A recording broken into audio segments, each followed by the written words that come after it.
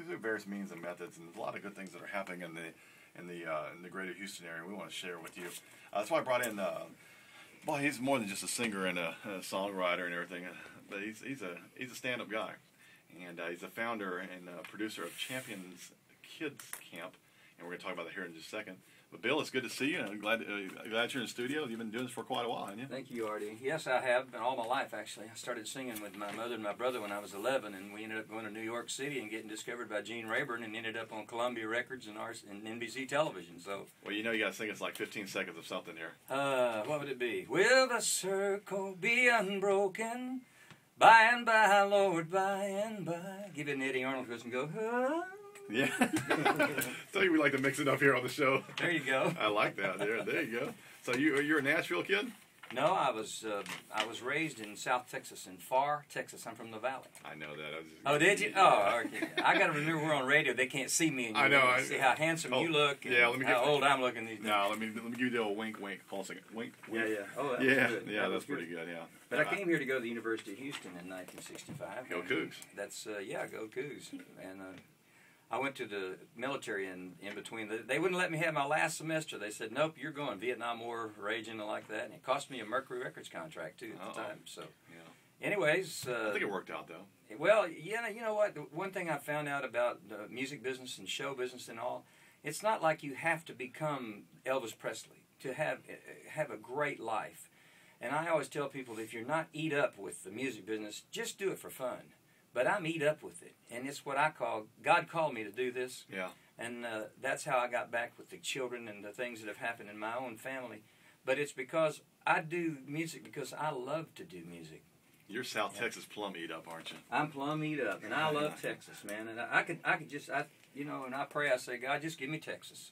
I don't need the rest. They'll come to me, because Willie Nelson sold 2 million of Blue Eyes Crying in the Rain in Texas and started his worldwide career all over again. Yeah, my Louisiana folks are listening like, oh man, who is this Bill Nash guy? Well, I played at the top of the Marriott in New Orleans for a year and a half, and they adopted me over there, so I would probably qualify. A little IE? Partly Cajun. Yeah, Jimmy had, what's his name, Newman on the Opry?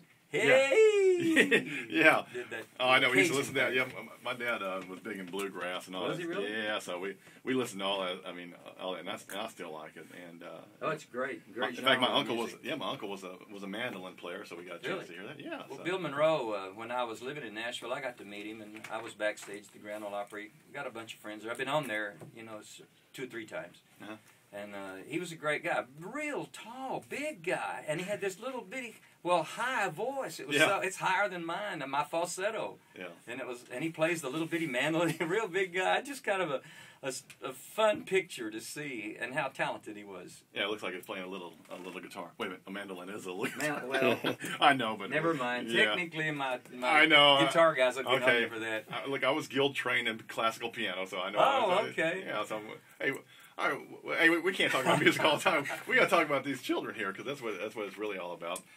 We appreciate all the work that you've done in music, and I appreciate it for music. But you know what? Hey, don't take offense to this. I know music is your passion, but man, I'm kind of I have a fancy for this, and I'm kind of drawn to it because of the good things that are happening here. Champions Kids Camp. Tell us a little bit about what that is and who you're helping over there. If you don't mind me starting with the beginning of it, I made a promise, and I would appreciate it if I could fulfill that promise. Absolutely. And so this is it's not going to be politically correct with everybody, but I'm going to tell you something. We have a child at Texas Children's Hospital, and they tell you he's 2 years old and he has a 50-50 chance to live.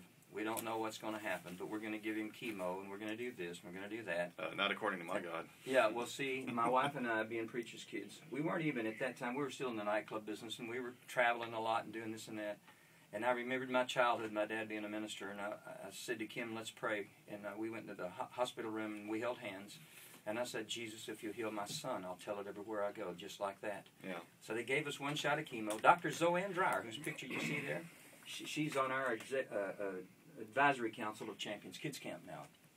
But she saw my son Billy when he was 2. And she remembered us from singing and bringing our music to the hospital up and down the halls, and trying to cheer people up then when we ourselves were in deep depression about stuff.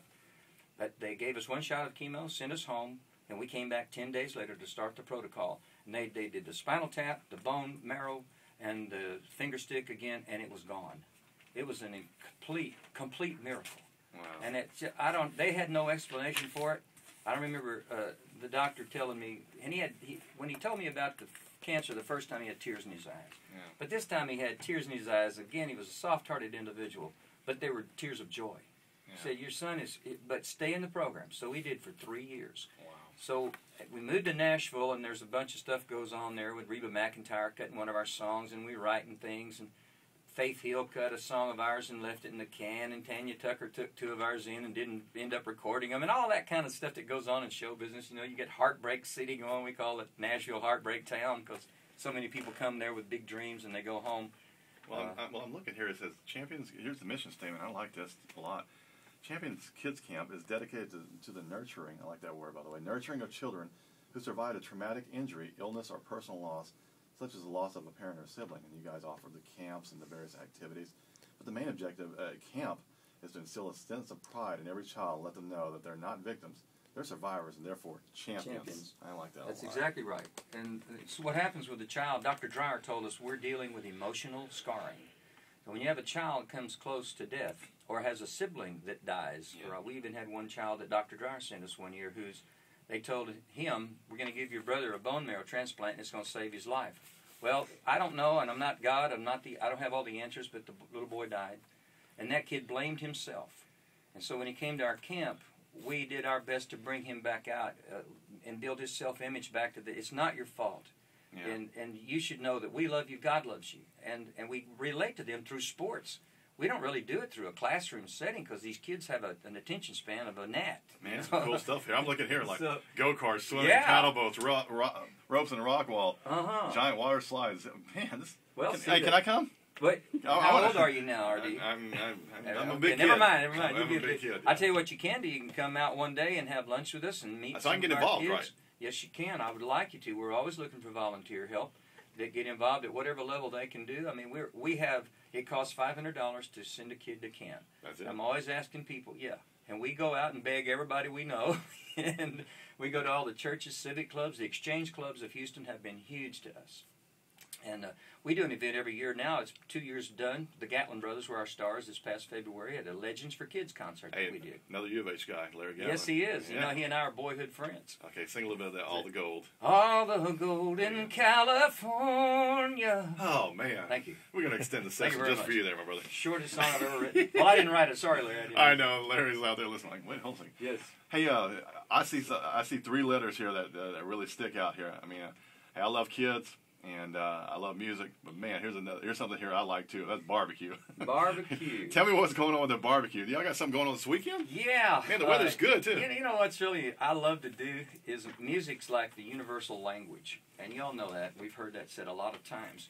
Music goes everywhere. So you see, we're down like we have this big highfalutin thing here in the Galleria with the Gatlin brothers, and now a few months later we're out in Spring, Texas at Papa's Ice House, and we're having a barbecue cook-off, and it's sanctioned, and people that there's a whole genre of people that travel around with their cookers and they compete for the tenderest beef and tenderest pork and When is that? chicken. I'll say I'm writing this It's down. this coming Friday night Friday night and Saturday.